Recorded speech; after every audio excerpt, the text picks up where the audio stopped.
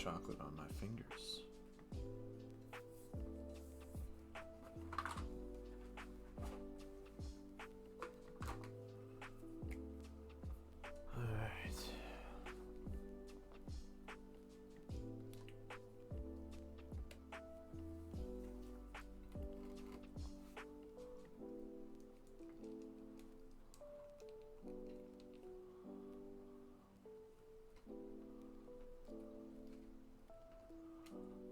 Okay.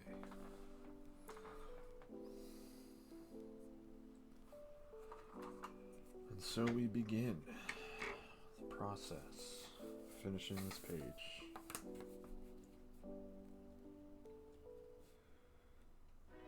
Got other stuff to do, but you know, I don't wanna. I'm good, you know. I don't want to work on the other comic. I want to work on my comic.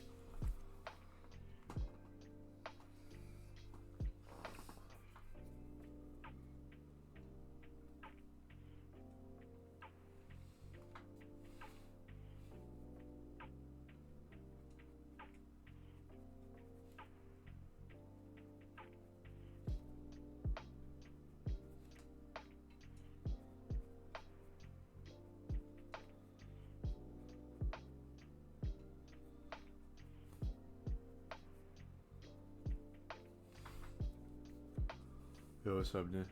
What's up, man? What's up?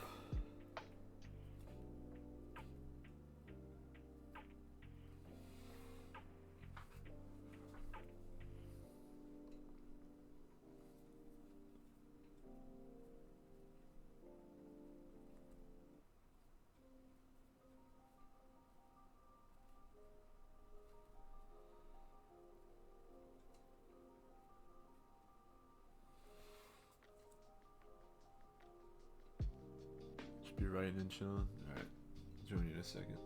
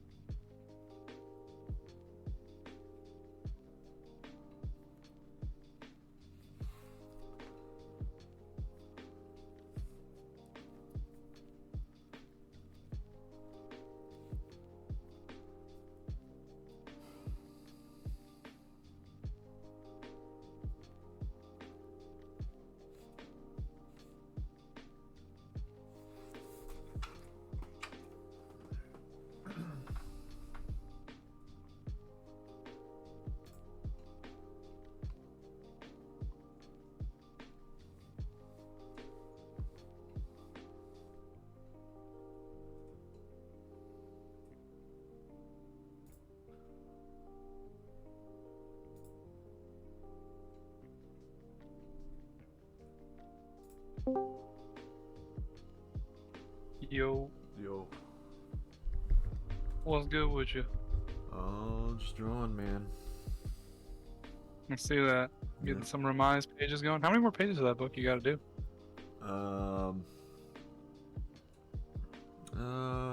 Maybe like either 10 or 20. I don't know. Damn. We'll see. 10 or 20? 10 or 20. Yeah. It could be, it could be 50 pages, could be 60 pages. I don't know. Like, as in total pages in the book. But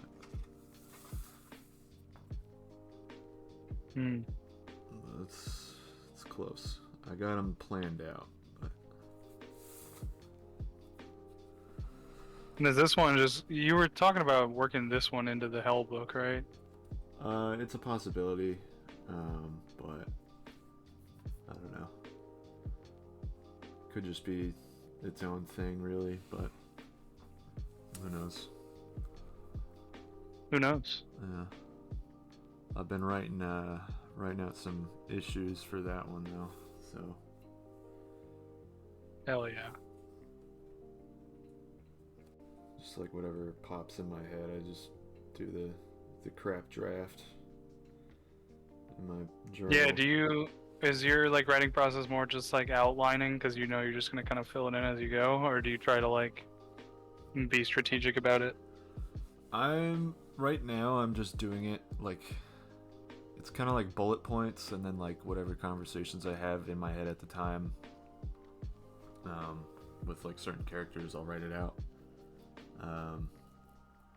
But yeah, it's kind of just I'm writing it in like 8-page chapters basically, and then whatever else I kind of just like write out in my journal.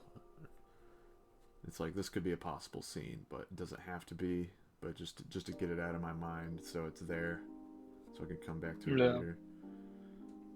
That's really it right now. Definitely, obviously, needs more work, but just like figuring the lore and the planets and all that out, and like I kind of want to treat it like Samurai Jack in a way, to where it's Super episodic, but like there's a slowly building narrative in the background. yeah, I want to see if I could do that, but who knows? Because I feel like that would be fun, and I could kind of just like tackle whatever I want to tackle. If I want to draw fantasy stuff, then we can have the squad crash land on a fantasy like planet, like Star Trek kind of stuff. Yeah. Or just make it the whole, or just do the space epic. Who knows? It could be a Star Trek thing, could just be something else entirely. It's still time to figure it out, but yeah. I feel like I don't have to tell you this, just be mindful of your scaling, because you Yeah. know. No, I know. Like, I don't want it to be an epic, but, you know, I don't want it to be like 600 pages. I don't think I'd have the energy for that, honestly. Yeah.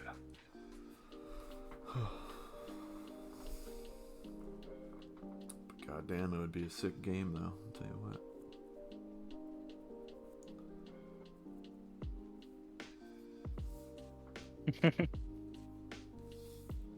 I've been thinking a lot about the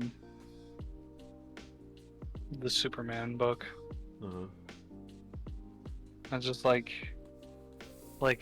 in my head, it could either be like just like 3 or 4 issues, or like it could scale to be like an ongoing thing, like with a big event. Like, you know, Right. obviously I wouldn't like have the hubris to say I'm going to do the next DC big event by any stretch. But like, just kind of like toying with the scaling in my head, because like I basically like think like the coolest structure for it would be like framing it as like, the best way I can describe it is kind of like Berserk Noir, where like Superman is like investigating, like with the help of somebody back at base, like the Justice League like base. Yo, what's up, Noah? Ew. Where it's basically like either Martian Manhunter or Green Lantern or whoever, right? But like there's just like these like planets that like appear out of nowhere, and then like people go disappearing every time he like they go out to these planets. Uh-huh. And so they like send Superman basically to go check it out. And then like on each one there's just like these horrifying nightmare creatures. And like it's just like Monster of the Week kind of as like the format, but then like there's like that noir like narrative unweaving like as he's like trying to figure out what's going on. Uh-huh. And then like basically like have it all tie back to like a LexCorp project. Like I've told you this part, but like he's just terraforming like different planets, trying to figure out how to like replicate Earth before moving like the wealthy elite of the world to like a different planet because of like the impending climate disaster. Yeah. And then like I want like Lois Lane to be like aware of the plan and helping because she's given up. And like have that like she like knows that it's true and like there's nothing they can do to save it, and so she's just like caving into all of like humanity's worst instincts, and like have that like loss, like that betrayal of not just like love but like spirit, like everybody on Earth is giving up. Yeah. And like that has to be like the crushing conflict within him, and then like how he like the hard part is like of course like how he like would rally and like bring faith back to humanity essentially. And I don't know if you just do that with something simply as like Superman like pushes Earth further away from the sun or something stupid, or like if you come up with something more tactful, or like some sort of scientific invention or something, some alien device, like whatever that red herring like has to be. That like that doesn't even matter, because like the core conflict just has to be like Superman convincing humanity not to give up. Right. And like, but I want it to be like just every time he tries to win people back over, they just give up on him. Right. And so it's just like this like horrifying like loss of humanity basically is like what I think like the coolest Superman villain would be. And you just like perpetuate that story with like that Monster of the Week formula over and over again before like the larger narrative builds. So you could do it like in a couple issues, or you could do it for like 80, right? Like just depending on how you wanted to like connect it to other things and weave stuff in. What about his mom? Like Superman's mom, is she alive in this? Because I feel like she would have like the wise words, like in Man of Steel, how he just like goes up to her as she's like working on the farm, and then she says some witty shit, and he's like, Yeah. Like she's and the like one using person. her as like the older person who's like using her perspective as someone who like lived through like post World War II and like the Cold War and like Reagan and like the War on Terror and like all of these different like ways that the world has seemed like it was going to end, Yeah. and like her perspective on that to like carry it through. Because that's like I'll- Superman's tether to humanity. Because he is an alien. He isn't human. Yeah. Right? And then his mom is like, or his parents are the ones that kind of keep him grounded with that. You know? Yeah, So I feel like and there needs like to be that connection at some point. absolutely. And I think like it would be cool to play with, like it's basically like the part of the plot of Man of Steel with like Zod trying to terraform Earth for Kryptonians, like, Yeah. It's but like do that in a way where it's like the Kryptonians are the ones who are creating the devices that like Lex is using to try to terraform other planets. So he like some like subsect or Zod escapes the Phantom Zone or whatever the fuck, right? Like just Yeah. something to tie it back to his Kryptonian roots, and then something to tie back to his like human roots, and like have those be like the core conflict, like as a part of it. Yeah. I mean, that'd be interesting.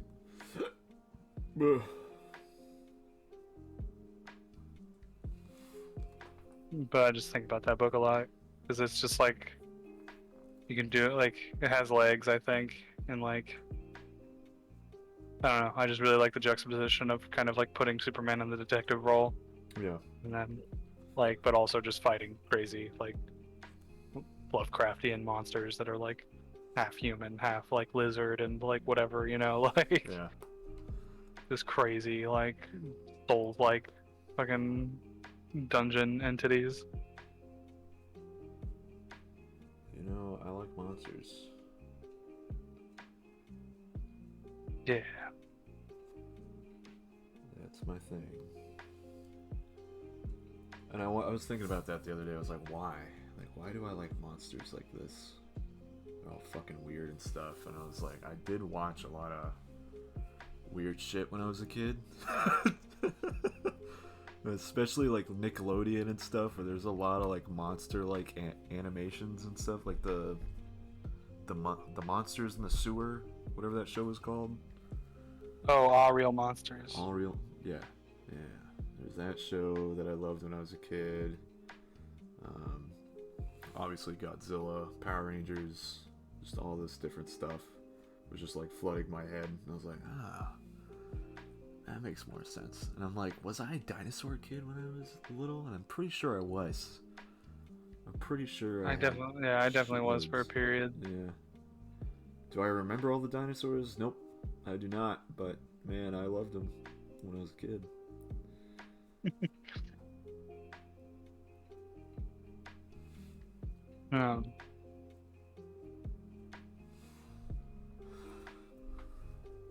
Just interesting.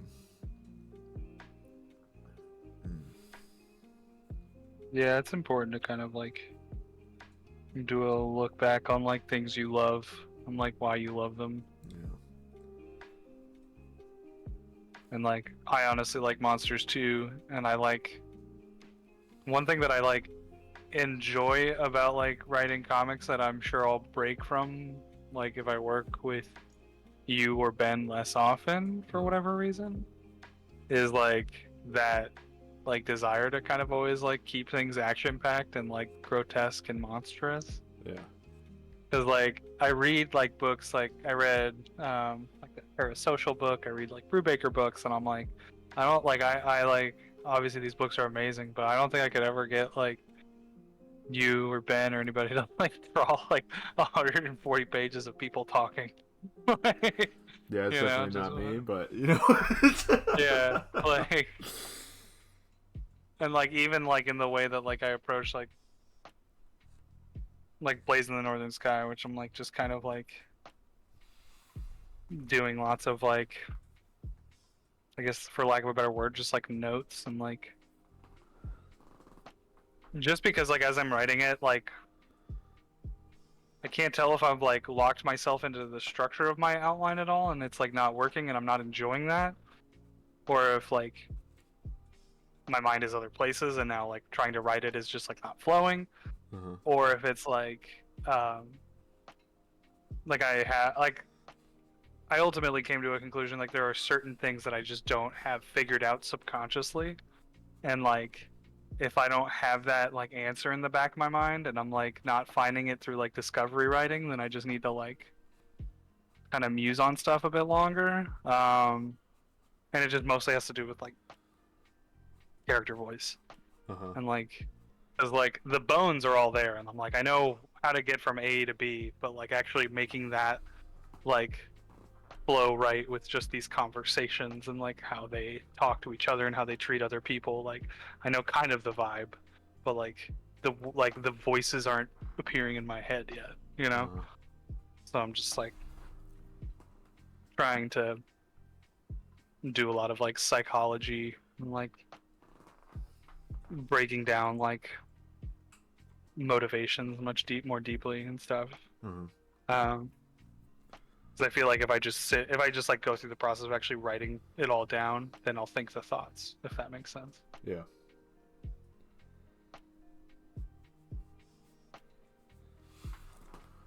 Because I think I do tend to be like plot first, and like that part of it is figured out. But now it's like, okay, how do I actually like when I study like Dan, Uh-huh. like his books are they're like so plotty and crazy. Like they're high concept, you know, there's a lot going on. But like what sells it is the character connections. Yeah. So it's like really just trying to improve on like my grasp of that. And sometimes it comes very naturally because like I'm pulling from whatever's going on in my head at the time, or like I'm pulling off of like people in my life, or you know, whatever. Mm-hmm. But like sometimes it doesn't come as easy. And Yeah. so it's like finding that voice takes more work.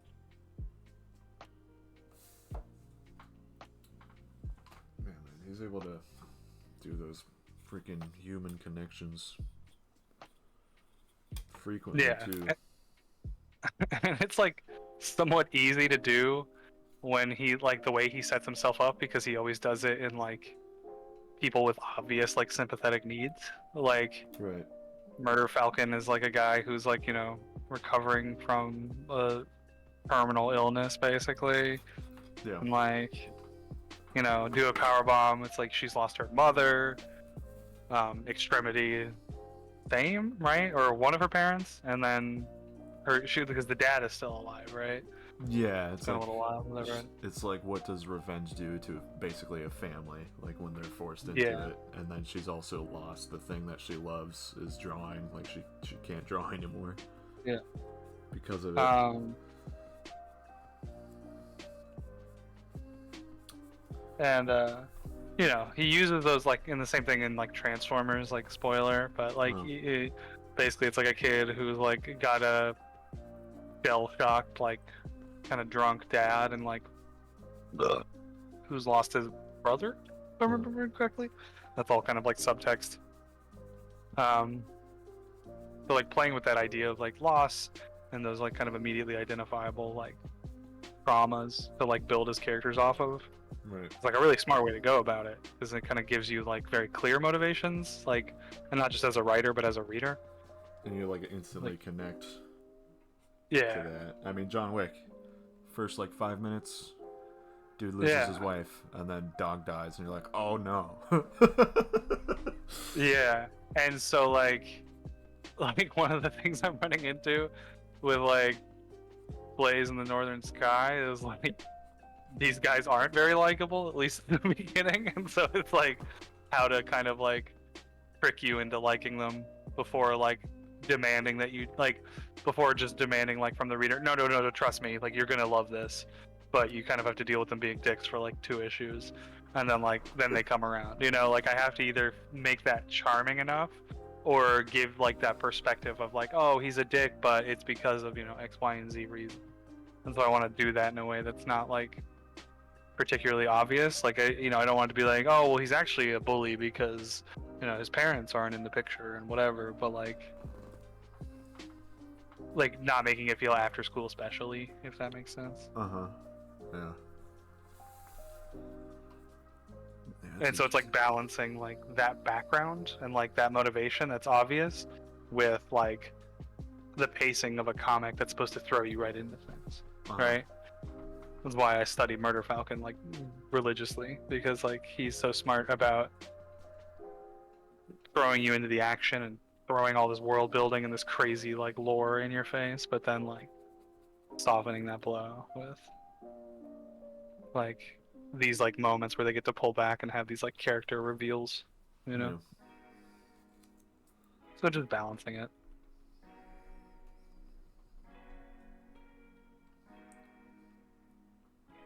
I gotta understand the characters, I guess. I don't know. That's hard to have the audience cheer for those guys. I mean, I like the Black Widow guys. No, yeah, and I'm like, you know, because like the whole like beginning is them like being miserable and hungover, and then everybody's mad at them. And so it's like, you know, like, and they're not positioned as like innocent people who like you would be like, well, how could they possibly be mad at them? It's like, no, they're like grungy, dirty, metalhead asshole kids. So like winning that over. This is what they do. They're like they'll, you know, they make fun of each other. You know, like so it's like it's not like, oh, they have a soft spot that you can immediately identify. Like they're just kind of dicks. And so like, while I want that to be like part of it, I need to like find the balance essentially. So like kind of creating those very obvious like motivations, is like, for lack of a better word.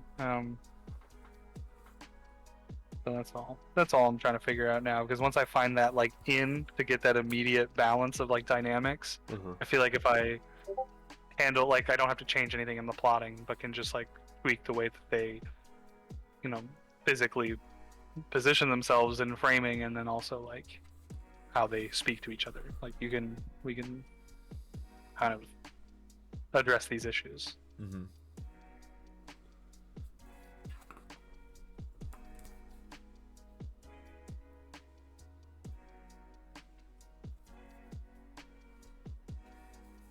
Yeah, who knew writing was hard? It's weird.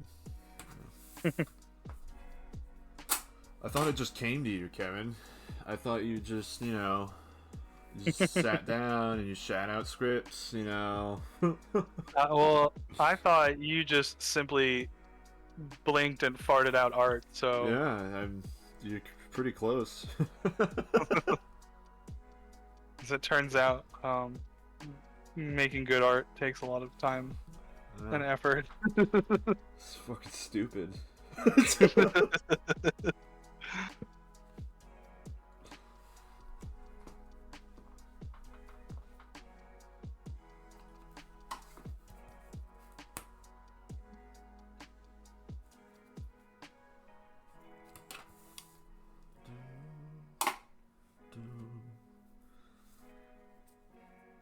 So I guess, you know, I mean, I can get your thoughts on this. Like, is the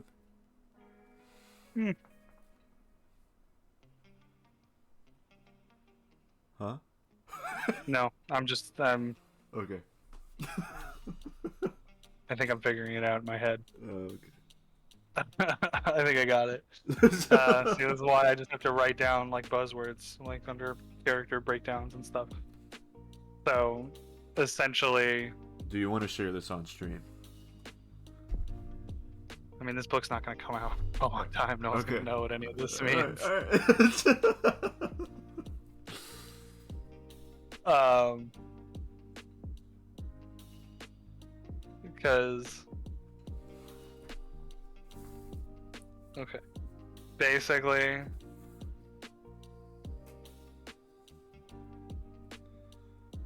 the way I can frame it is them not realizing that they've done anything wrong, and everything's like good, and they're like high on their horses, and they feel great about how the night before went because they don't remember it.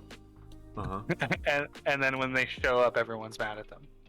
So like when they're like waking up in the morning and you have like the scene with the elk and all that stuff, like they're talking about how cool they thought they were and how awesome the show went, and like how like reviled they were, and like how they stuck it to the man and whatever.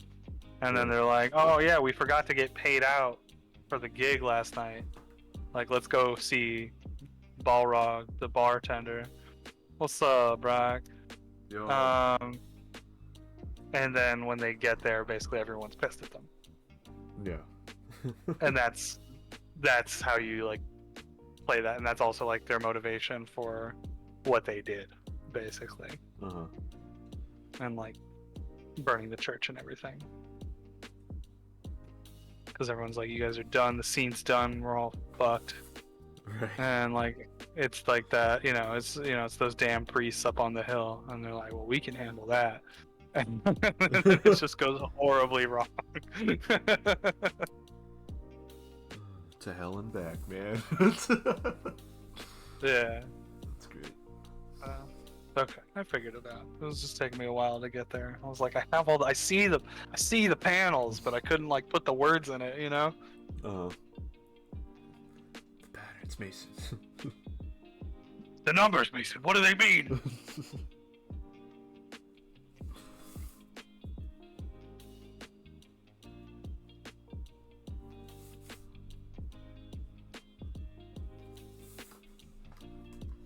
Started doing this thing this week where I just like put my phone on like do not disturb focus mode, and I like turn off all the apps except like the internet and my phone and like texting, right? Yeah.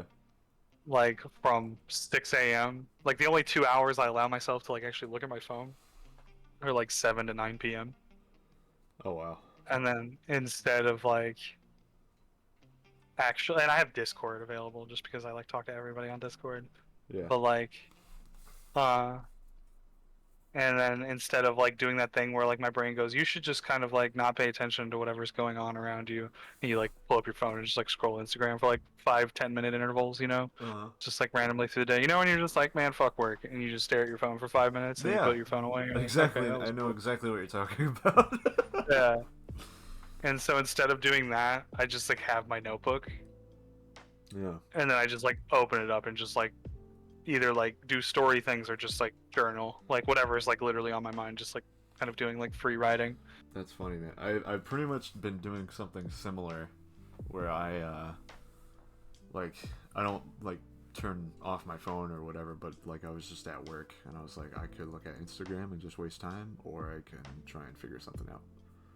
And so that's how I've been just writing just stuff for that book. So It's like, it's in those like little moments. It can be like when you're on lunch or whatever, but like my worst times of day are like in bed, like waking up first thing in the morning and then like going to bed. Like it's always that like 10 to 30 minutes of just like hard staring.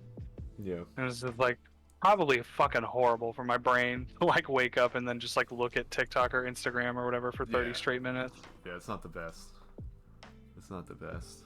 Gotta like ease into it. I know there's an artist that I've been following for a while, Adam Duff, that he talked about how he's been changing his morning routines to where he just like sits there in silence and like drinks his coffee on his porch or reads or something after waking up. So he's not looking at any screens for a while. Yeah, dude, that's really a good call. Mornings are the hardest for me. Yeah. Nights like are fine. Like I can actually retool my nights to not like completely fuck off. Like my solution has basically, like you saw last time you were here, I just keep comics all over the room. Like I just like have a stack of books like pocketed like on the couch near my desk, like near my bed, and like I just pick up a comic and read, and like I go through my nightly routine, make sure I like shower and like floss and shit, like like just doing all the right things, and then like going to bed at a reasonable time, no screen time, totally fine. It's when I wake up in the morning that all my worst instincts are present. I'm just like, fucking snooze that alarm, do not go out into the world, stare at Instagram in bed for a half hour before starting my day, like do not approach reality. And like and like there are some days where I feel good and I like wake up and I immediately just like let the dog out and then like do some stretching and then like just like exercise for like a half hour and I feel amazing. But then so many days I wake up and I go, oh, I'll just exercise after work. And then after work hits and I'm like, holy shit, my whole brain and body hurts. I'm not doing that shit. And then I just like, you know, put my feet up on the couch and read or something. And like, then I'm just like, fuck, I didn't exercise. And the next morning I wake up and I'm like, oh my God, I feel horrible. Like, why do I feel so exhausted and fucking miserable? That's because I didn't work out. Yeah, I have the, you know, I either sit in traffic for an hour or I go work out for like 50 minutes to an hour or whatever, and then I drive home in 30 minutes. So it's either I stay in traffic or I work out. Those are my two options. Yeah, dude, that's a no-brainer. Traffic makes me want to fucking end myself. So easy motivation for me on that end right there. But Yeah, it's like it's weird how much like it doesn't seem like very significant, but that half hour of time, because I used to clock out at 5:30 or 5, and now I clock out at like 6 or 6:30 every night. yeah, That hour makes all the difference, dude.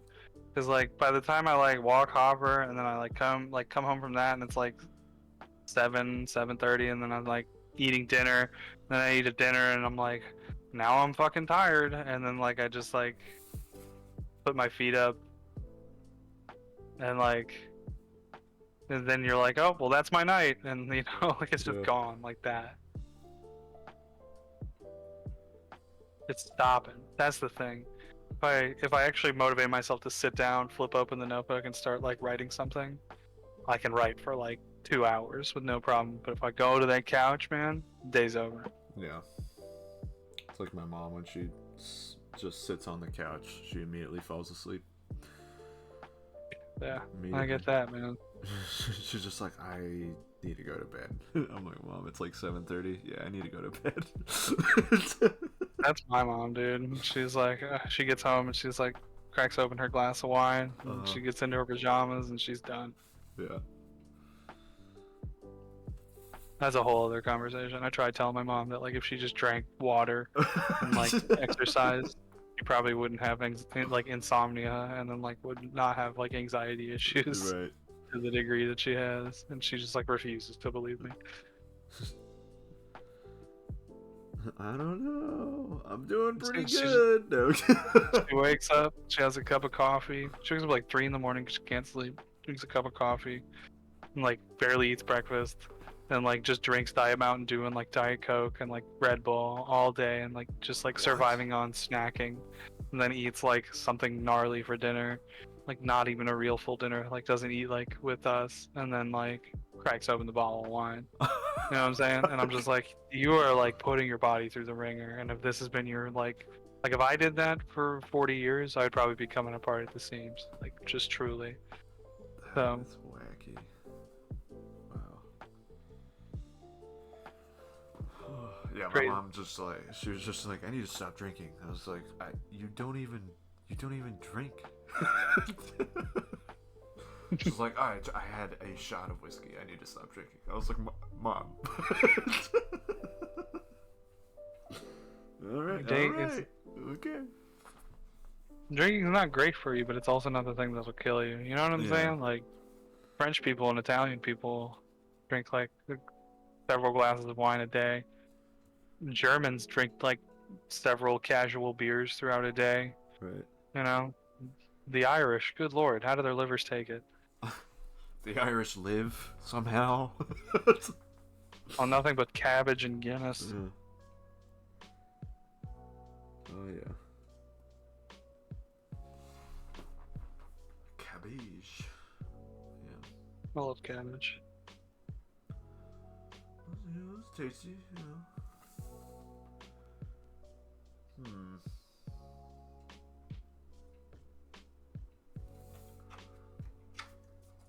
Okay. How do I want to do this?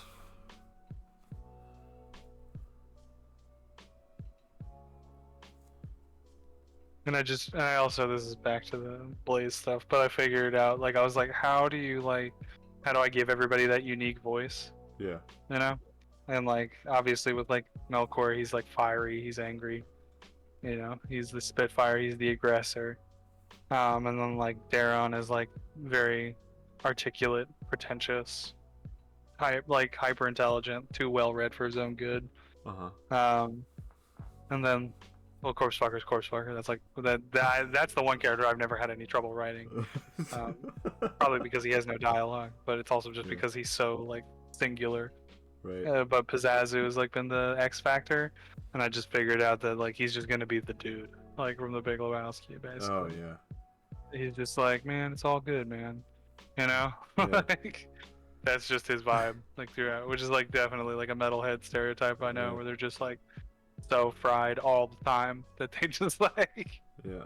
are chill dudes, probably dealing with their own problems, but you'd never know about it because they're just like quiet and kind of stoned all the time.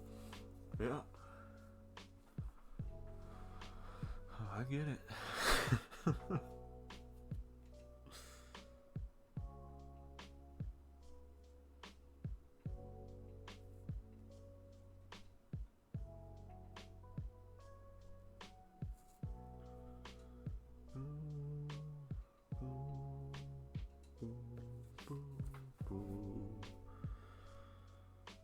Man. I'm trying to think if I should even make this like a colored book or just have it be black and white for the first printing and then do like the color overlay stuff on another printing maybe. I don't know. In the future. For the Remise thing. One thing that I really liked, I read that Guest in the House book, Uh-huh. the Emily Carroll, and most of that is black and white. Yeah. But like she'll use like splashes of red for like kind of gross visceral effect, or like little splashes of blue for like wet dripping water effects that are really cool. But then she'll just have like these like 2-page like splashes, or like maybe a 5-page like kind of passage that's just like full color, and like it just like pops. Like she'll use like either like a completely like solid black background and then just like these like gorgeous like reds and blues and just like hyper like articulated like line work and very like detailed, whereas like everything else is like kind of raw and cartoony. Interesting. And like I thought that that worked really well because it like really helped break up the pacing and like added like intensity to these moments. That book is amazing. I really appreciate it. Like ends in a very ambiguous way. um it's like she hand letters the whole book, Uh-huh. and like it's like certain things are just like in like dialogue and like normal captions and stuff, and then other things she just like basically just like writes these like stuff like fucking stream of consciousness like poetry and like thought just like across a page. And like Oh wow. her use of like page work, it's like very much like I definitely can tell she came from like webtoons, because it was like very few pages followed like grids at all. Like it was just like whole pages of like singular drawings with like a wall of text on it that was like really well done. um and just really cool. Just Oh, the yeah. way it like she used all these abstractions like to kind of create that like it really made me feel and like be like into the mood and tone of the book itself. Yeah. And I thought that that was like crazy because like the way she was able to like break up pacing and like imagery and like really like make you stop and think, and like the way like the words kind of evoked feelings like poetry and pulled you in. Like I thought it was just like, That's awesome. this is well done, very well done. That's awesome. How long did that take for her to make that? Did she go into that in an interview or? That's a good question. I would assume it took her at least a year or two. Yeah. I listened to her interview on the way back from Beer City. Oh. Oh shit. Okay. Yeah, she's got a off-panel episode because she like would like she's very smart. So just like listening to her talk about comics was really interesting. But she she also like did like Bloodborne fan comics to like take her Oh. mind off of her other comics. Yes, I've listened to this one. Yeah. Yeah, It's going wicked right through. smart. Yeah. Super cool, super cartoony stuff. Yeah, yeah. It was a good interview. I ought to listen to that again. But that is one thing I've been thinking about. Is just like going in and out of color, kind of like how manga doesn't, like the first few pages you open up are like watercolor or like crazy paintings, and then the rest is black and white, and then there might be like a random double page splash that's like watercolor stuff or whatever. Like, it's super cool. I think I might do that for something. Yeah. But hand lettering a whole book, that's wacky.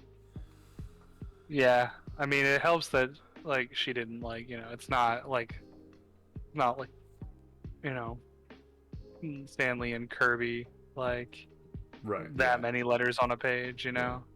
Yeah. It's like, you know, maybe like a sentence or two, but just hand lettering it looks really good.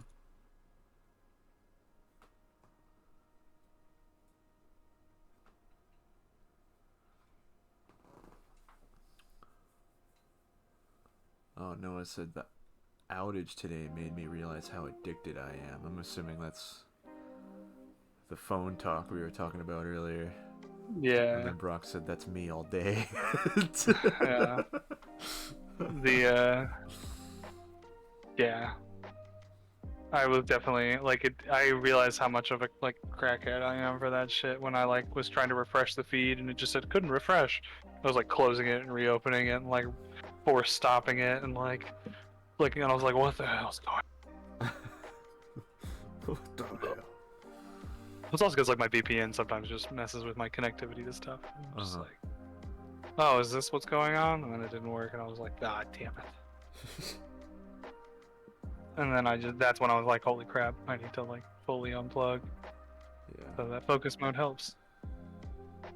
Dude, I was gonna go on a Boone trip. I don't know if I told you this or not. I was gonna go to Boone. Oh yeah, it was like super snowed out, right? Yeah, the Airbnb I was gonna stay at, she texted me and was like, hey, the pipes are frozen over. Yeah. I was like, no. Was that supposed to be this weekend? No, it was like a few weeks ago when I was gonna go, and I was just like, I just need the money back. I can't reschedule right now. So, Did you get a day off for it, or were you just going for the weekend? yeah, I took like Friday and Monday off, but I was just like, well, fuck it. You know, it was also like Fernando's last day on that Friday, so I was just like, I'll come in on Friday, but I'll just stay home on Monday. Just work on shit, whatever I did. But Yeah. yeah, that was so annoying.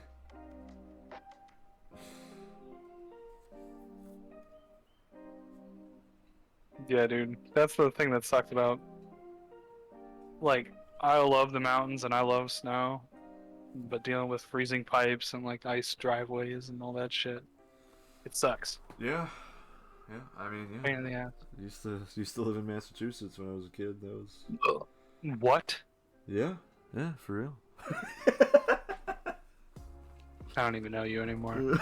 But even going to New Hampshire, the camps that we would go to, it's like my dad's best friend's like house. It was like a fucking cabin in the woods, basically. And it was amazing. I mean, it wasn't anything like super fancy. It was literally like just a cabin. Had like it was a man cave. Just had hunting rifles, you know, trophies, a wood stove, a fridge, and a TV. That was really it, you know. Hell yeah. An outhouse to go take a shit. Yeah, it was a cool place. But yeah, it was when it would snow, man. Holy shit, it would snow. Because when I remember moving here when I was a kid, and then everyone's like, "Oh my god, it's gonna snow!" And I was like, "Oh yeah." And then it snows, and everyone's like, "Oh my god!" I was like, "This is not." This isn't fucking snow, man. Dude, I'll never forget, man, in fucking high school, They like told us it was gonna snow, so they canceled school, Yeah. and then it didn't snow at all. Yeah. And like my Latin teacher went out and just started taking pictures of everything like out in the parking lot, and then like he was putting like notices all over his like classroom, like thank God everyone is here safe, like thank God nobody went out in those horrifying conditions, and was just like laughing hysterically to himself. Like, Yep. That's, you know, that's North Carolina when it snows brought up. man, when I was in college though, it snowed a shit ton in Winston. Yeah, it snowed a shit ton in Boone too. We had that whole snowpocalypse thing where we got like a foot. Yeah, that was great.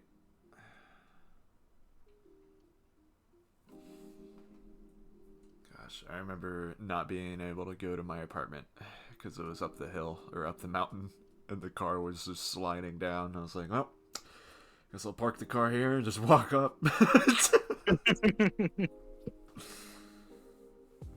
Yeah, that's what we did. Hiked like half a mile up the mountain and finally got inside and drank a shitload of hot chocolate and coffee or whatever we had. Yeah. Because I've never like lived in anything like that, I don't know if I could, but I would definitely like live at the bottom of the mountain. You know what I mean? Not far from the mountain, Yeah. just at the bottom, so I wouldn't have to deal with that. I mean, I know that that's like nebulous when you're trying to live in Appalachia because everything is the mountains or whatever, but Oh yeah. you know what I'm saying? Like, I like with that proximity where I'm just close enough that it's just like 20-30 minute drive to get to the cool shit, Yeah. but like just far enough so I don't have to deal with like the bullshit. Yeah. But who knows? Maybe I just put up with it and love it. I don't know. That's what I did. I enjoyed that apartment. God, it was so cheap. Oh, it was insane. It was like, I think it was like 700, but split that in half, you know? So 2 people living in a $700 a month apartment. That was basically utilities and everything. That was all inclusive. All inclusive? Yeah. So, Yeah, we would get fucked on our gas bills in the winter, but it was still very cheap. yeah, dude. When I first moved into my house, It was crazy. it was $9.90 for the full house of rent, Yeah. and that was split 3 ways. Dang. So I paid $330 in rent, and then like like electricity was usually pretty cheap, and like you know the internet was pretty cheap. Yeah. I feel like the internet we each paid like 30, and then like electricity was like 40 to 50 each, Yeah. and then like that was like chill, and like gas was like $5 during the like summer, but then during the winter gas would be like $100 each or something fucked. Like it would be so expensive Yeah. because it was an old ass house, so the heat just like leaked out constantly, and like fucking, and we wouldn't even keep it that hot, man. It was just old and shitty. Yeah. That's how it But I is. could still afford all my bills just working like 3 or 4 days a week at Jimmy John's. This is like insane. That's amazing. That was my bill money, and then all of my recreational activities were paying for the rest of my habits and hobbies.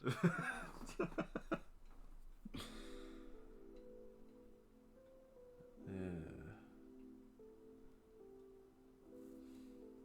Oh man.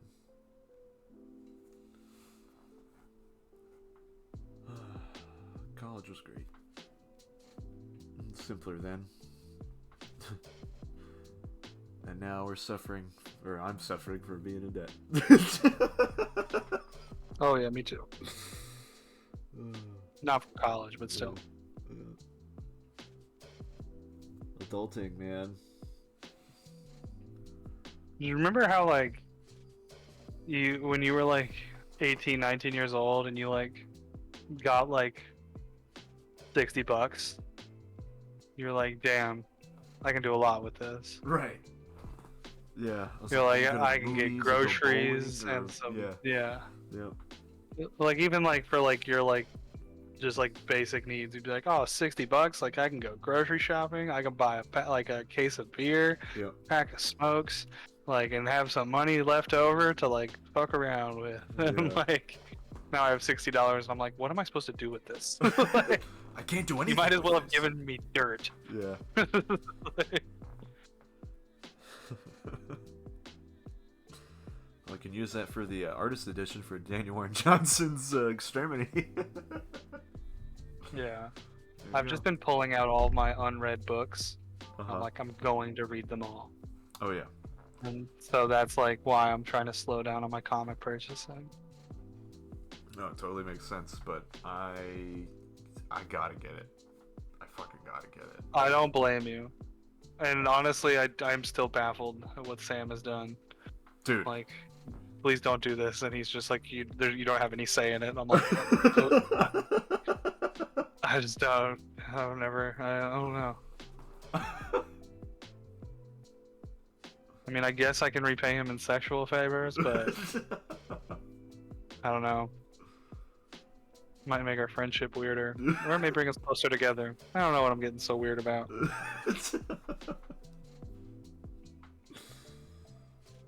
I don't know what I'm getting so weird about. Alright. Man. What am I gonna do about that?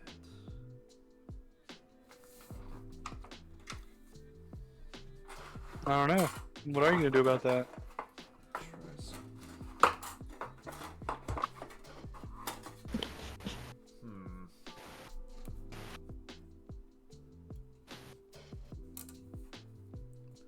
Will this work?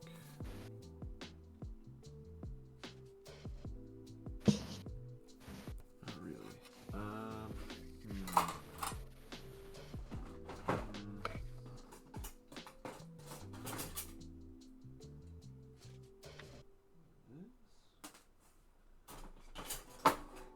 Trying to look at my French curves. See what I can do to make this a clean drawing here. Sam's too nice, Noah says. Nonsense. Sam's an angel. That's the big homie. Yeah. Ugh. Love Sam. So crazy. Met him at the freaking Steven Zapata workshop, man. So many cool people in that thing.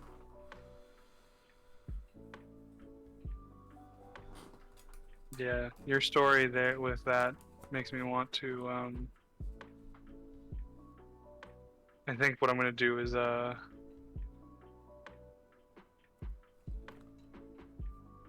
gonna do that Bendis masterclass. Oh yeah, like dude. more intensely. Like actually just try to stay up, which I think it's on Tuesday nights, so I'm already fucking that up. But when I get back from Maine, Yeah, when you going up? next Wednesday. Next Wednesday. Nice. So that reminds me, I may miss 2 streams. It's all good. I'll probably be back for the following week, but I have like because I want to come back like Monday and then like just decompress Tuesday, Wednesday before going to back on work on Thursday. Yeah. But I'll see. But I definitely won't be there for next week's stream. That's good. Do you want me and Ben to do one, or? Yeah, I was gonna ask y'all about that and see. I mean, y'all have more power to you if you want to. It's just that you can't stream on mine. Yeah. So I guess we can. Why not? Fuck it.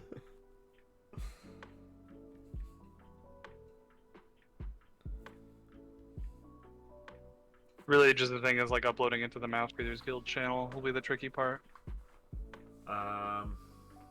Yeah. I think I Well, I can can actually. download it and then I I can think. send it to you or something. Well, I can just. You can just log into the Mouth Breathers YouTube channel on your side. Oh yeah, I can do that too.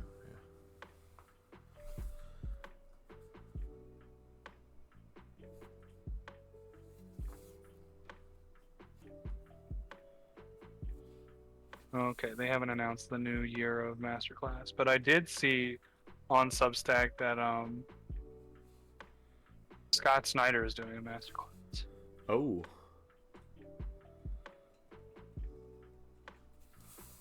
Oh man. That's pretty cool.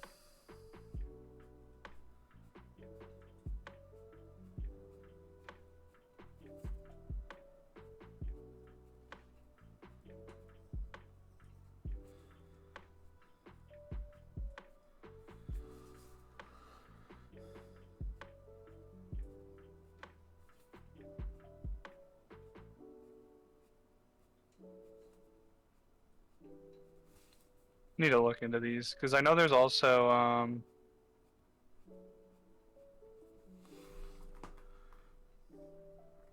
maybe this isn't. Maybe he's not doing it and I just missed. What is? Oh yeah, monthly live classes. Um,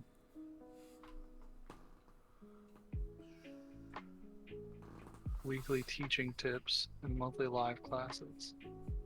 If you do Scott Snyder's, my VPN has me in Canada. Let me see what all these prices are in US dollars. 75 bucks. And then I don't know what's up with what's it called? Jonathan Hickman. I don't know if he does a class or if it's just like, because I know that like they do contests for like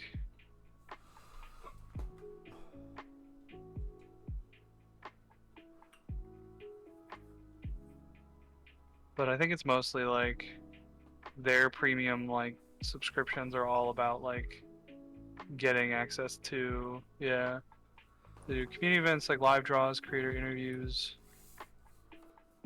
Ugh. And they get like print comics by subscribing. Oh, cool. Maybe that's not what I want. Someone to look at Mad Cave, their artist contest. Oh, you're an artist contest? Huh. Yeah, Mm. they did. Well, the thing with Mad Cave is that they just signed a deal with Disney to put out all their YA books. Whoa. Yeah. Whoa. And they have a whole thing. They have a talent search as a yearly contest. I talked about doing this last year, but I found out about it like 2 weeks before the contest ended, and I was like, do I just want to like drop everything I'm doing and like, see what happens? Interesting. But now that the Sams are in there, right. Yeah. maybe I can just forego that altogether. Just ask them how that all worked out for them. They have nothing but good things to say about it compared to other publishers that we have all worked with. Yeah. So. Yeah, I don't have the biggest vote of confidence for Scout or Sumerian. Yeah. I can't tell what's up with. Did you buy a copy of Hound while you were there? Oh yeah. Yeah, I was mad I missed that. I missed out on that. I mean, I'm sure Acme will have more copies, but Oh yeah, they had copies all over the place. alright. Noah, see you later, dude. I see you, bro. Thanks for chilling. I have a shit ton of titles. Yeah, apparently they were like pushing their book and stuff. Like they called up Sam Rosenberg and was like, "Hey, we want to talk to you about the plan for marketing your book and everything." And then Sam's like, "Wait, what? You're gonna market our book?" They're like, "Yeah."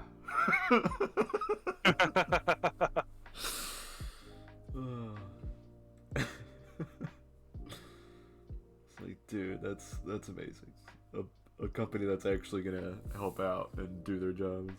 It's insane. Yeah, I don't even know. I can't imagine what that's like. Shoot. The communication seems to be pretty damn good with them and everything. So all around sounds like a positive experience for those guys. They have some cool stuff. And I I'm think just kind of looking at their series right now. Listen to this, like, solicit about this series called Nottingham. uh-huh. In this twisted medieval noir, the sheriff of Nottingham hunts a serial killer with a penchant for tax collectors. The sheriff's investigation makes him the target of England's most nefarious power brokers. That's to say nothing of the merry men, terrorists lurking amongst the trees of Sherwood, led by an enigma known only as the Hood. Oh. So it's like this, like, kind of medieval fantasy noir, but with this like a twist on Robin Hood. Yeah. I don't know. I mean, the Disney deal seems like a fucking huge deal. Yeah. Let me see if I can find. I read it on. I started paying for the off-panel website. Oh, sketched or they Yeah. have their own. Sketched, yeah. Okay. I was like, it's like $50 or $60 for a year. I'll just do that. And Oh yeah, for sure. just throw my. I listen to the podcast like literally like all the time. Like I listen to like the Monday one on Monday when I'm walking Hopper, and then like as I'm going through the week, I like look back at old episodes for like interviews with the creators of the books that we do on our stream. Yeah. And then if I'm ever just thinking about a specific interview, or if I read a comic book and I'm like, I think Off Panel did an interview about this one, I just look it up and I Yeah. find it. So like I'll listen to like 2 or 3 episodes a week basically. Yeah, I've been re-listening to the Cliff Chang one. Same.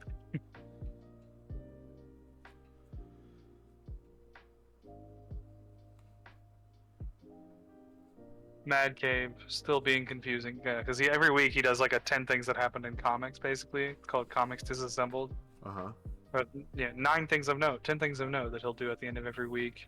And this was for 2 weeks ago? Or, yeah, February 16th. So there's a Marvel vs. DC crossover happening. Comic shop called OK Comics is like in the UK and struggling financially. The new Ed Brubaker and Phillips book, Houses of the Unholy, got announced. Another one? Yeah, it doesn't come out until like November or something. Okay, like, okay. Yeah, it doesn't come out for a long time. But yeah, it's gonna be a satanic panic noir. Oh, August is when it comes out. And then this headline: Mad Cave still being confusing. Every time news hits about Mad Cave Studios, I feel like I immediately turn into that weird Persian cat meme, lifting my hands into varying surprise positions simply because I cannot comprehend what's happening before my very eyes. This week might have been the magnum opus of this idea, though, as Mad Cave's young readers' graphic novels imprint, Paper Cuts, is teaming up with Disney to release new comics connecting to varying properties within the House of Mouse. Early on, this means new comics featuring Turning Red, Phineas and Ferb, and Kanto. There's even an Inside Out sighting on the initial teaser graphic. There will be reprints too, with a pretty robust lineup just in the initial May to August window, including a free comic book day release. Seems there are big plans for this, and why wouldn't there be? Mad Cave as a company seems to be destined to be operating at a level that perpetually surprises me, and this one takes them up a notch, as they made a major licensing deal that could result in a lot of attention and sales coming their way. I am impressed, and really should take my time to look into this imprint.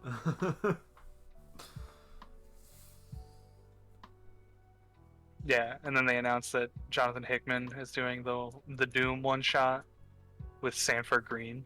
Yo. Okay. So I'm fucking super excited about that. Yeah.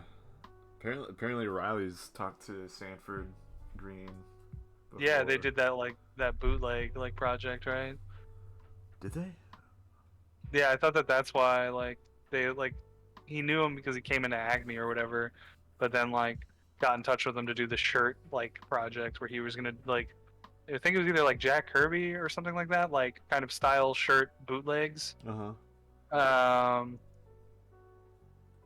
and yeah, Oh, that was with so Stephen Green.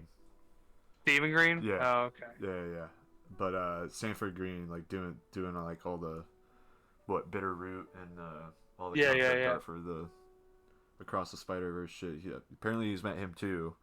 Um, Still impressive that he's like still in talks with doing that bootleg thing, um, but yeah, just said that Sanford is like super cool guy, super down to earth, of course. So Yeah, naturally. like all the Felix like guys are apparently. So that's pretty cool. Hell yeah. Riley, cool guy, Yeah, gets cool shit. yeah. I gotta talk to him about doing that vampire comic. Oh yeah. Um, been thinking about that book a lot too lately. Here's the thing that sketched wrote about Scout comics this week. They just like cracked my shit up. It's no surprise to hear word of bad behavior by comic book publishers, even if it sometimes takes time for it to spill into the public discourse. And unfortunately, that has only accelerated in the past few years, as publishers rushed after the dollar signs when the direct market's pandemic surge hit in 2021. With a growing list of active publishers, each with rapidly expanding publishing lineups, something had to give. And it seems at times what gave wasn't any semblance of good behavior. And this week brought another name to the fore as Scout Comics saw creators speaking up about their recent experiences. Started with writer Jared Lujan, but spiraled quickly to include writers like Jonathan Hedrick, Honor Vincent, Zach Chapman, and Brian Wickman, as well as colorist Rebecca Good. These are all tweet links that he posted, either speaking directly about or alluding to the issues they've been facing. Seems like a little bit of everything, whether it's a lack of or extremely delayed payment, ghosting creators, burying titles, wildly mismanaging releases, or anything else you can imagine that's messy and avoidable.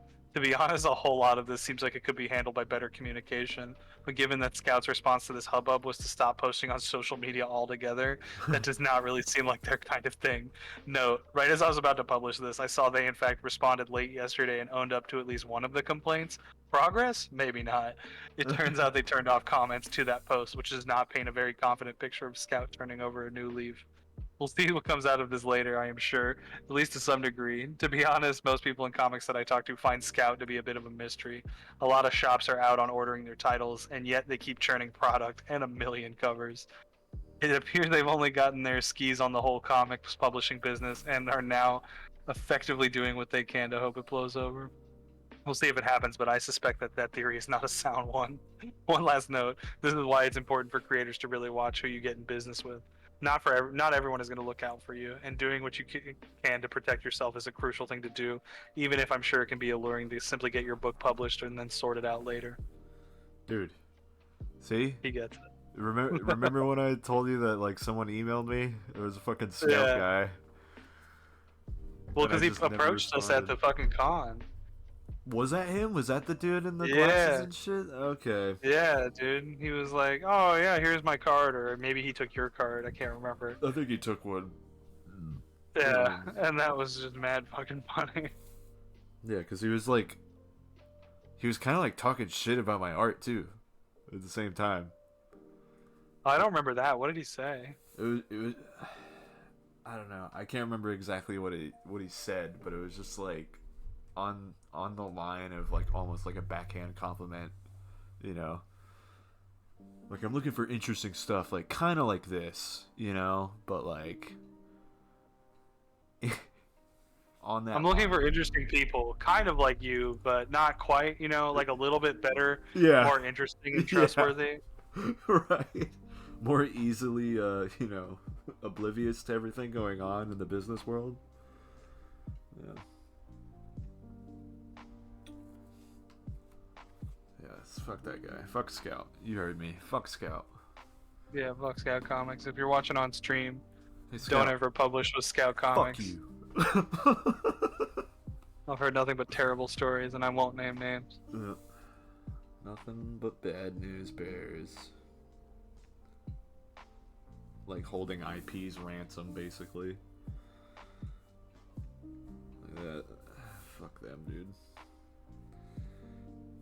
And also not putting creators' names on books, I'm pretty sure was another complaint. Yeah, dude, that's insane. Yeah. Yeah. And not paying your creators is also just like an absolute nightmare scenario. Yep. A lose-lose. Yep. Oh damn. Bendis is announcing that Amazon signed first look deal to develop his comics Jinx, Pearl, and Murder Inc. into TV shows. Oh shit. Amazon's just like trying to mine all the comics. Yeah, man.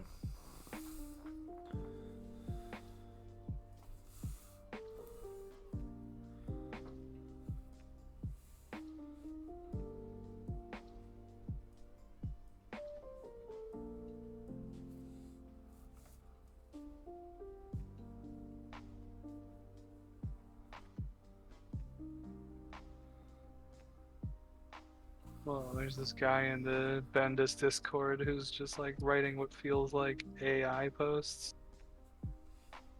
These long, like just massive essay paragraphs about different comic books.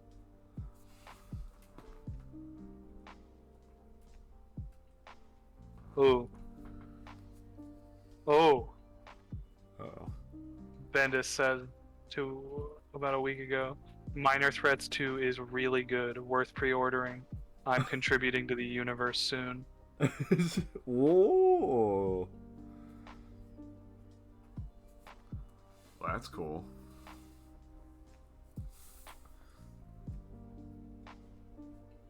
Yeah, he has a channel on his Discord just called No Life Comics and Graphic Novels, and it's just him talking about comics and shit that he's likes, basically. That's awesome.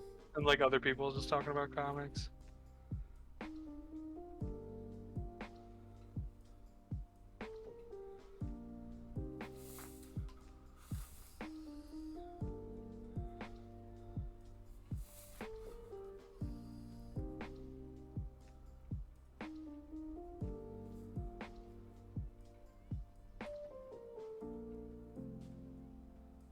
Yeah, Bendis is on off panel this week. Oh, nice. It's a good interview.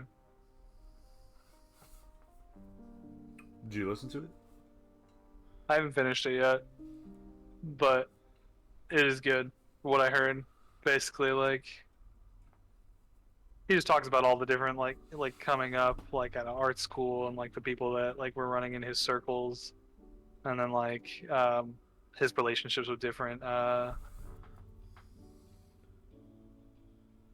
hydrate, you beautiful bastards.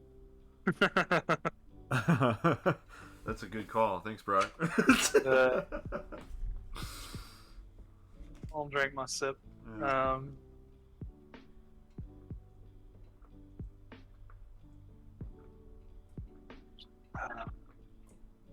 But yeah, I definitely got a lot out of him talking about his like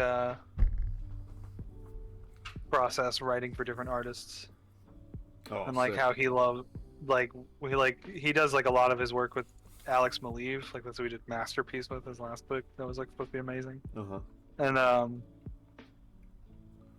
but like he like writes with him, and then he writes with what's his name, Steve Oming, how you pronounce it? And then Steve Oming, yeah.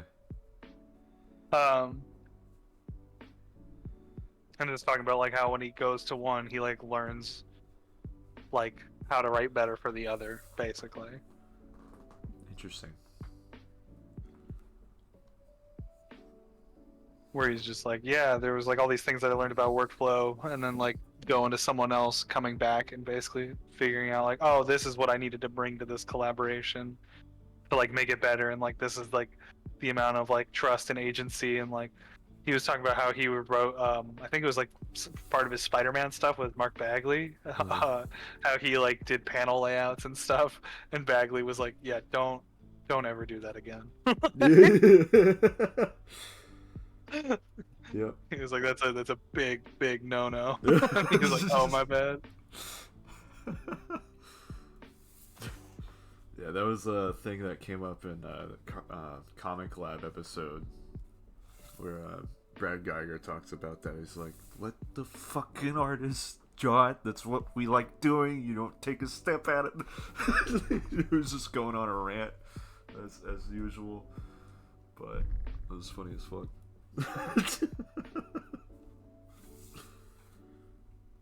Yeah. I mean, it's definitely hard to learn if you come to comics from a different medium, Yeah. or you yourself are an artist and are like trying to communicate that. I've heard that from artists like Ed and Bendis.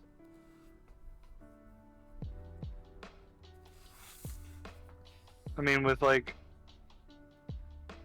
screenwriting, like the way that I write is very much like trying to evoke imagery and like get you to see it in your head, you know? Yeah. And so like it can be easy to like overwrite. And so like learning how to scale that and like format that to you was definitely something that like took some adjustment. I don't think I fucked it up too terribly bad when I started writing for you, but you know, Oh. compared to like what I had like as screenplays, and I was like, oh yeah, we can just do this versus like translating that to comics. Like I got better at that.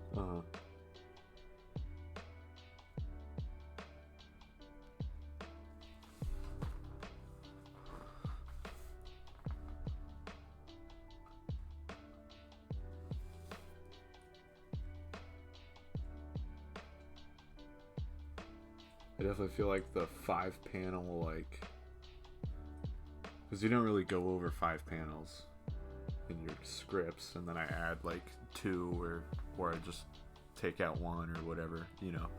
But there's like freedom there, you know what I'm saying? Yeah. Kind of play with it, and like I can add little body language going on, like the Red Ranger puts the finger on his chin thing, you know. Yeah. And it's just like, I'll have fun with this too, you know. Yeah, like what I try to communicate is basically just like, this is what happens on this page. These are the beats that I imagine, and like, you know, how you could pace it.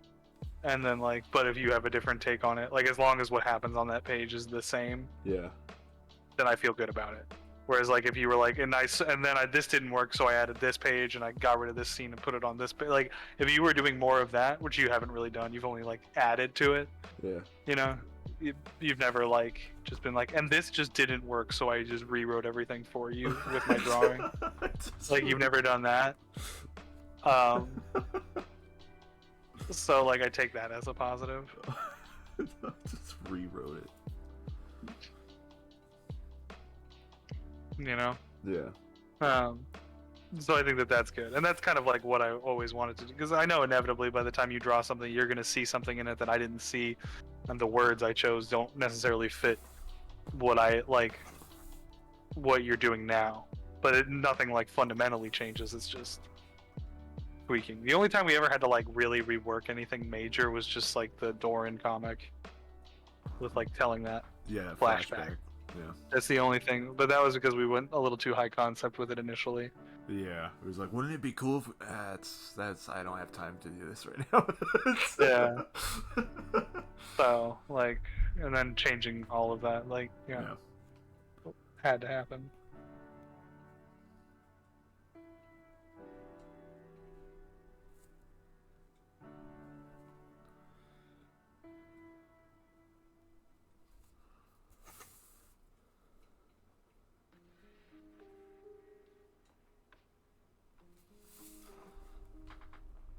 Oh man. Jeez.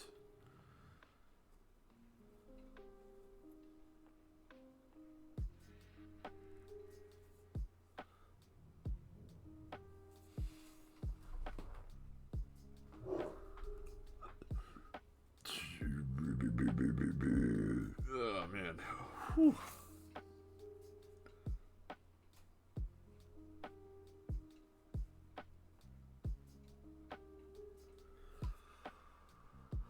Oh yeah. I just gotta figure out some angles on pistols, on revolvers for the Western. Oh yeah. Once I draw those out, then it's inking time. That's just for like the big splash page where all the fighting happens. Uh, yeah, just like the fighting sequences where Jackie's got her revolver out and stuff, shooting shit. And then I gotta draw out the rest of the last page, but that's pretty much it. Then I'll be fully inked once or fully penciled, I guess, once I figure out that stuff. And then probably finish inking on the weekend. That's my goal. Where do you want to try to letter it the following weekend? Yeah, we could. Yeah, if you want to. And by that I mean just go through it and like get the dialogue stuff. Like you don't have to like fully letter it or whatever. Uh-huh. You know what I mean? Just that meeting, basically. Yeah, we can do that. Or not the following weekend, but calendar. The 23rd. 23rd. 23rd, 24th. Let me see. Where's my calendar? God damn. 23rd. Might be doing some D&D action on the 23rd. Okay, I mean, just anytime that weekend, if that, Okay. it can be Sunday. I don't think it'll take us too terribly long. Just a couple hours. What are you doing Friday? On the 22nd.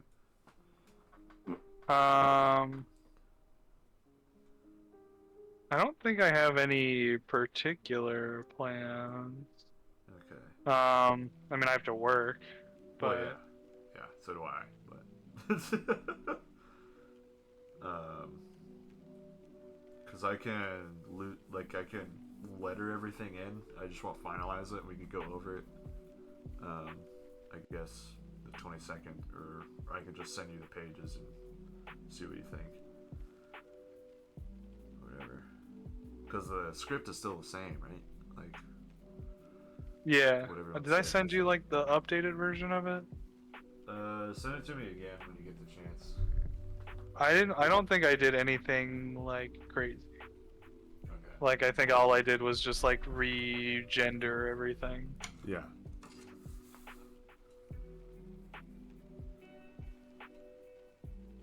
Well, let me make sure I got this.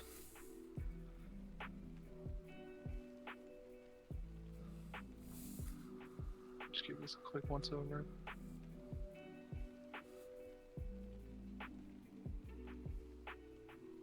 Ah, found a he in there. It's gotta be she's.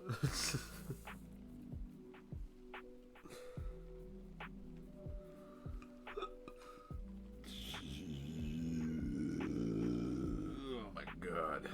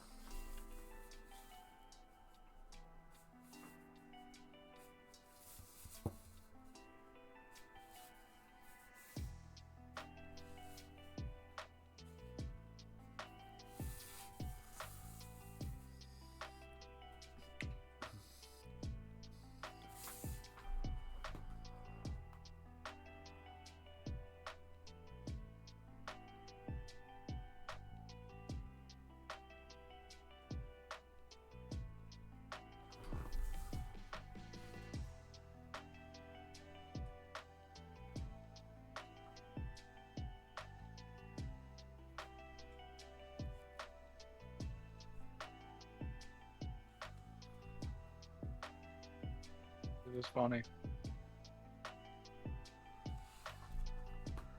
O'Reilly sent me a message earlier today. I guess he was looking at the messages on Discord, and he sent the message where Jackie's digging the grave. Those 3 panels on the right of that image, and he's just like, "Dude, this is so fucking cool. I love the way you did this."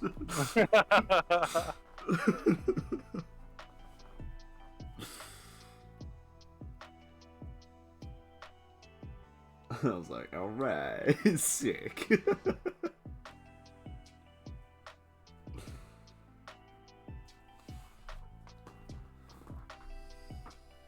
Yeah, Jackie's just funny. I have a lot of fun writing characters like her. Just like no sense of like personal space or awareness of anything around them.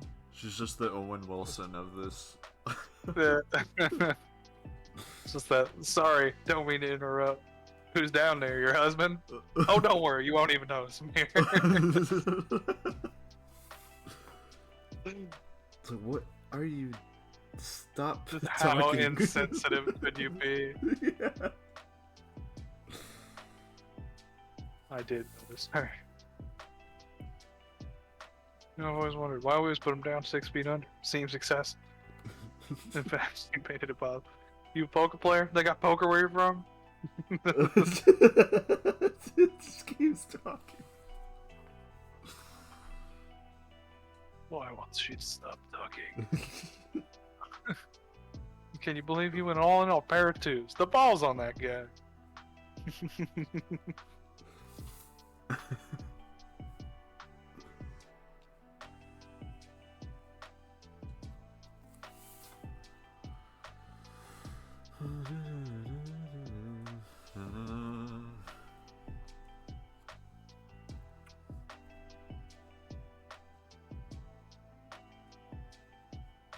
And then we have bird person in the gang. I love that detail so much.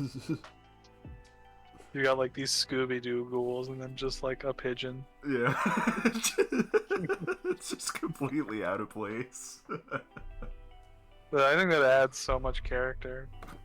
Well, you got the pigeon and then you got Fast Dan, but we don't really see Fast Dan too much. But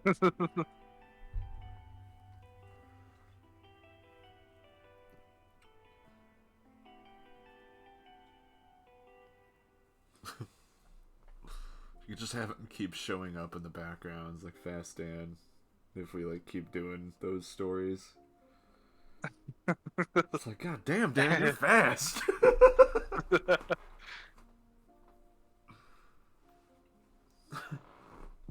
Damn. I don't know if you, I mean, I'm sure you've already got the page mostly done, but just Fast Dave just Or Fast disappearing Dave. yeah, just disappearing into the distance in the middle of the conflict. It's just like a little background detail would be really funny. I do have like people running away in the background, like those monsters and shit. But they're We can just do a little like insert bubble, like like where it's just somebody talking like in that crowd. It's just like, damn, Dave is fast. Yeah. This is like a tiny little bubble.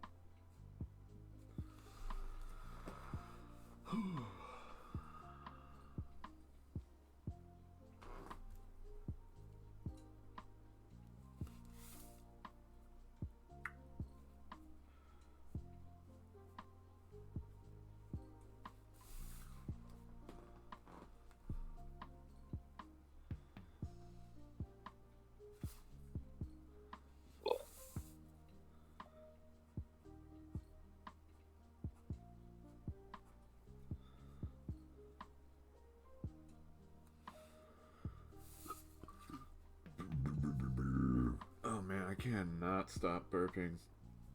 Ugh. Did you eat a burp for dinner? I did. It was big. It was a big plate of burp. Damn, dude, that sucks. Yeah. Yeah. I mean, It happens to the best of us. for lunch, I ate a lot of burpees too. So Yeah, dude, I've been having diet burpees actually. yeah, Um, Burpees Zero. It's the 0 calorie yeah, alternative to burpees. yeah. It's not as syrupy as the other burpees. You know, it's not as thick. I like it. I Hmm. like that.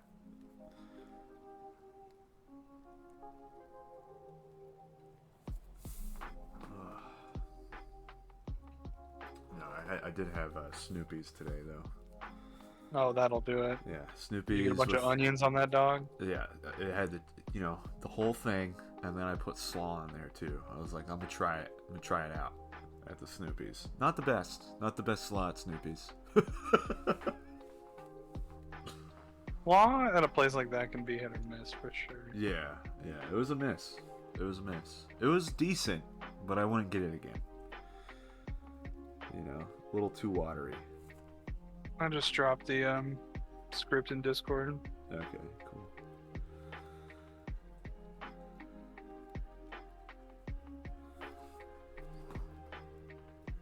Oh yeah, Ben's fucking layouts for the inner covers are sick. Oh yeah, yeah. I'm gonna do something similar to that.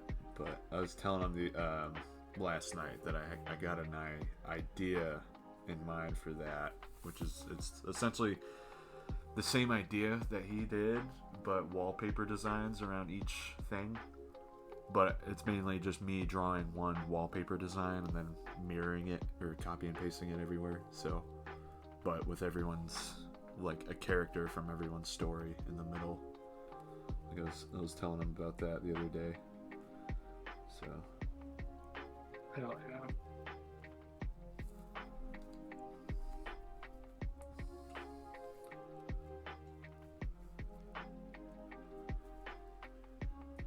So once everyone's got their pages done, you know, then we'll be cooking with gas, as they say. Ah, fuck. Left a typo in there. It's all good.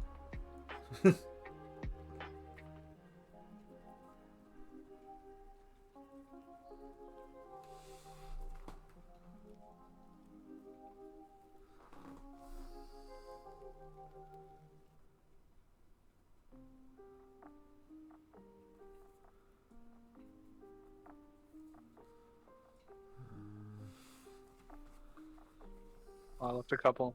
Damn it.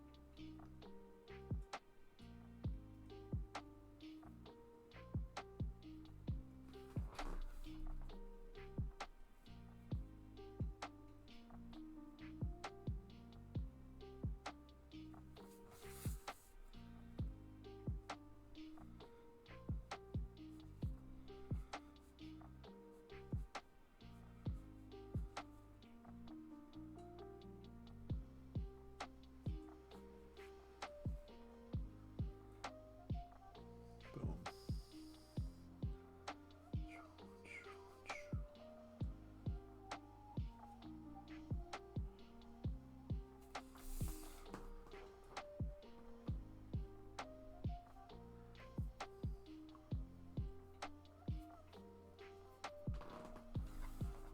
Hell yeah.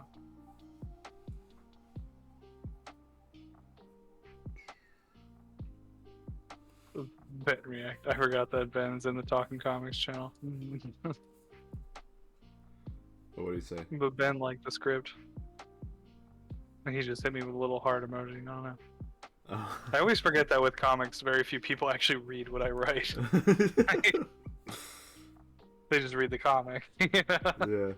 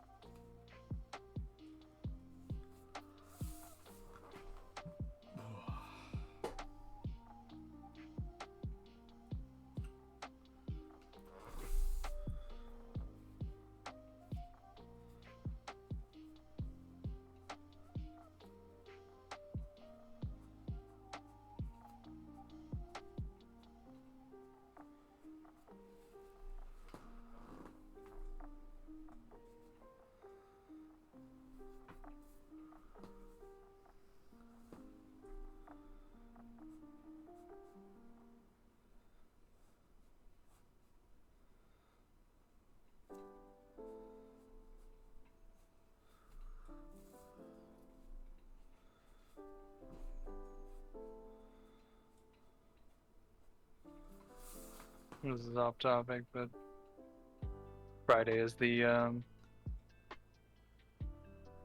trade deadline for the NHL. So there's all just like crazy news and rumors and speculation going around. For what, like trades and stuff, or? Yeah, because basically, like, you know, there's only like about 2 months left in the season, Oh wow. and so like they do the trade deadline and basically say no other trades can happen from here to the rest of the season, so lock them in. And so what you see is basically everybody, all of the front offices of all the hockey teams are working on like deals in the background, basically. Yeah. Like, you know, they're like, oh, we'll trade you this guy for this guy, we'll give you draft picks for this guy, or, you know, whatever it is, right?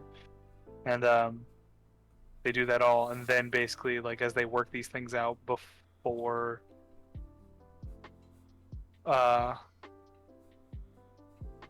this deadline, and then basically when the deadline goes in, they file all of their trades and then get them approved by like the league and the players like union and all that shit.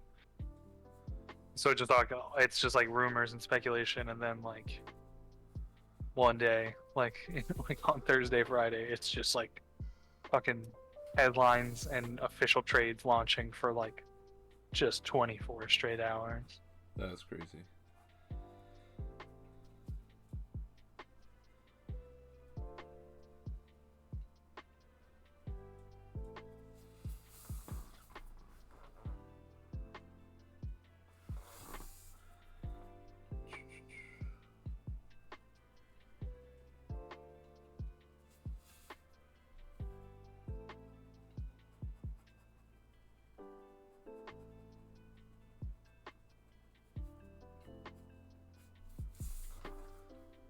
Oh yeah, for the game, I'll text you like the details too. But we're probably gonna do Rodino's at like 5:36ish. Rodinos. Yeah, that's like basically like you go to like the shopping center where the Buffalo Brothers is Uh-huh. on Lake Boone. Yeah. You just like keep taking Lake Boone away from the old house, Uh-huh. and then turn right on Blue Ridge, Yeah. and then it's on Blue Ridge. Oh, okay. It's over there. Yeah, and then it's like where Blue Ridge meets with Edwards Mill, and like the arena's on Edwards Mill, so you literally just like hop on the road and then go down the street, and then like you're right there. But I figured we just meet there, so less of us have to pay for parking. We just like throw in on that, like all carpool in either my car or Al's or whatever. Yeah, So I was gonna ask about that too. I was like, should we take one car? Or... Yeah. So it'll probably just be, it'll be you, me, Hal, and Jimmy meeting up beforehand, but then Neil and his girl are gonna meet us at the game. Okay. You met Neil, right? Yeah. Yeah. I don't think I've met his partner though. So. Yeah, she's cool. Her name's Ashley. Sick.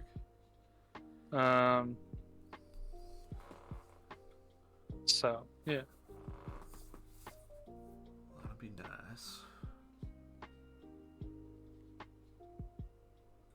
Who's the Canes going up against? The Montreal Canadiens. Okay. Gotcha. Which is funny because I think we saw them last year or the year before when I got those free tickets. That's the team they played. Oh. And the Canadians aren't very good, so hopefully it's just like an easy win. But you never know with hockey. So yeah, we'll see. the last game that the Hurricanes played, they were up 3-0 at the end of the second period. Yeah. And then they lost the game 5-3. Wow. Yeah. God. Not cool, man. Not cool.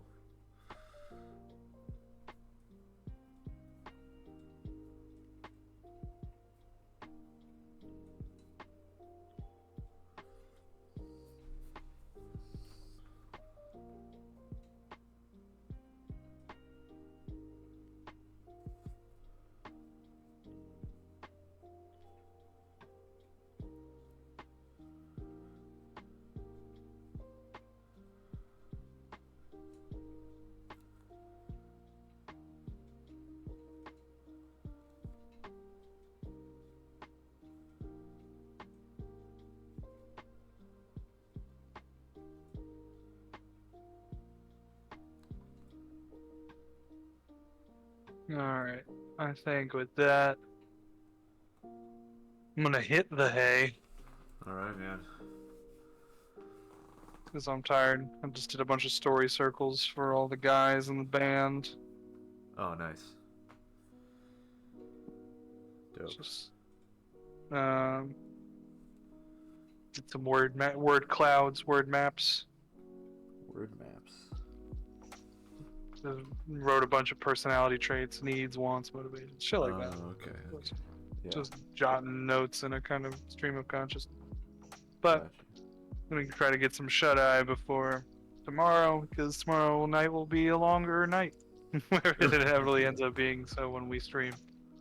So True. Yeah. Yeah. Yeah.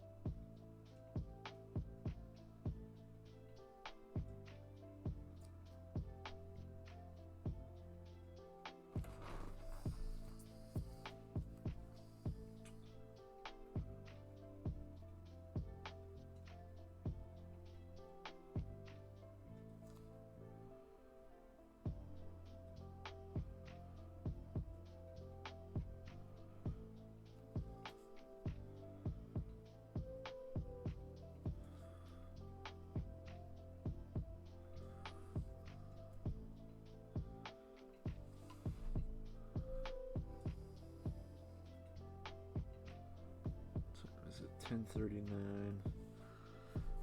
I'm gonna finish this panel tonight, baby. Let's go. It's happening. This page will get done.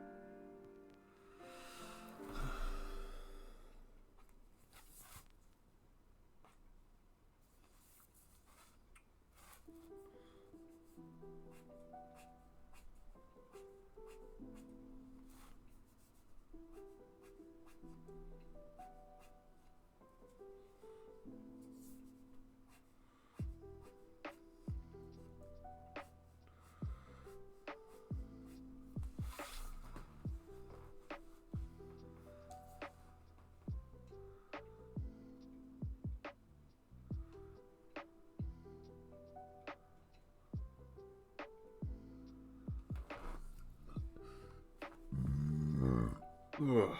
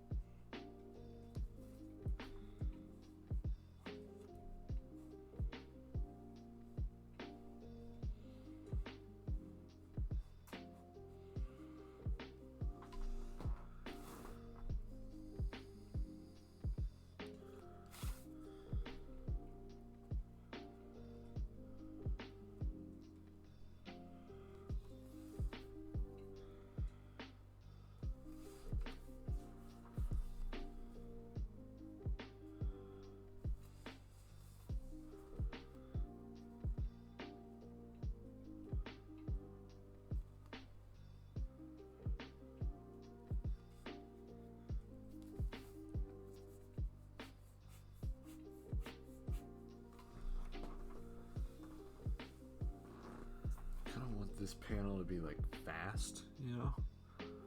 I was thinking that maybe the speed, like the wires, could act as speed lines, but I don't know if that's really working for me right now.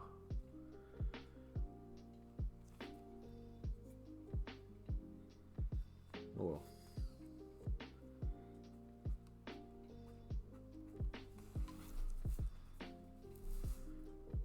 Now you try and you fail sometimes, but it's whatever. That's why I was doing it fast. But yeah, it's fine.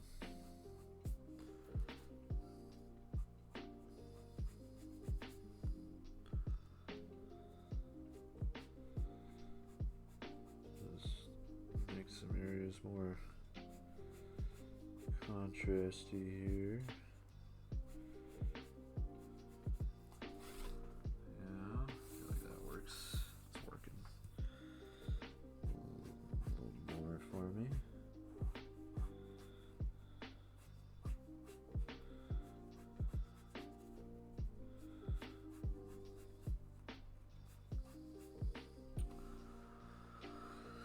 Whew.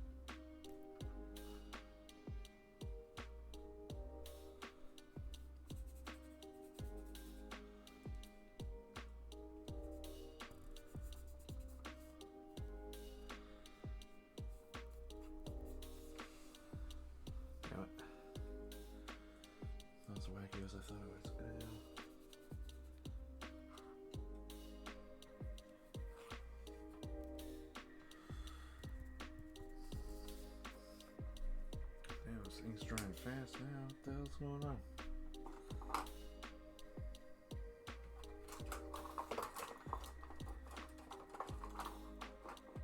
The hell is this?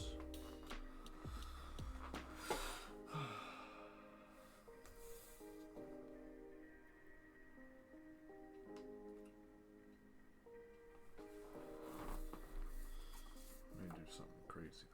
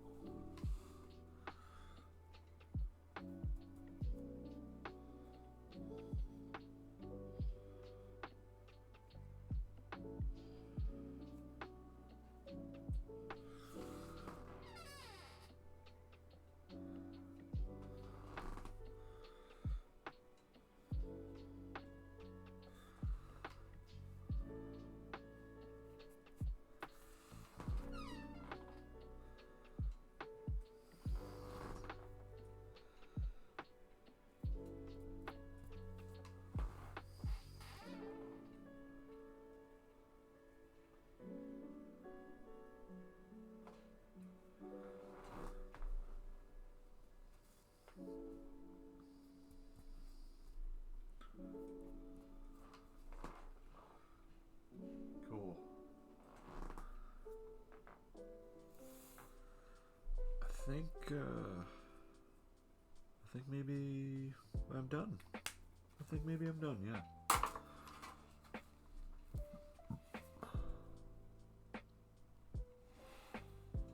What do you think?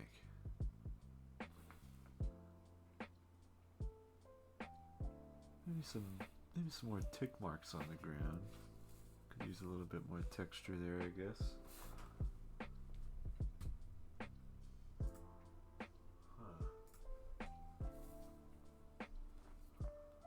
Yeah, maybe. I lied, I'm not done.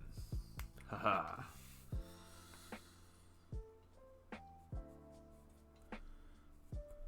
But I'm close.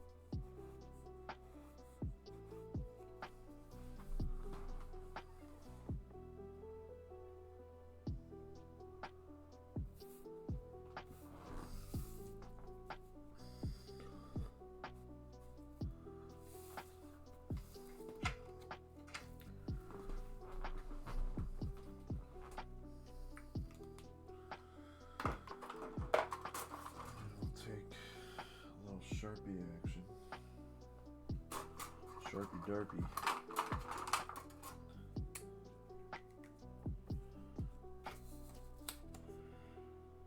And then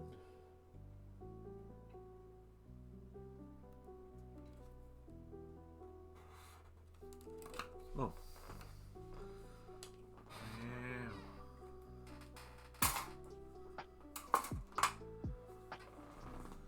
I said, wow, that's a finished page. I said, wow, wow.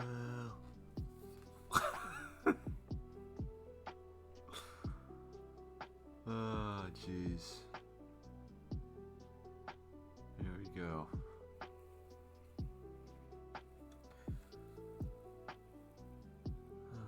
Just drawn until the world implodes. That's really it. All right, I think I'm done. Yeah, I think I'm done. I'm happy with this page. Happy where it's at. I wanted to keep this one kind of quick, so I wanted this to feel like it's speed lines coming to focal point a little bit, but I don't know.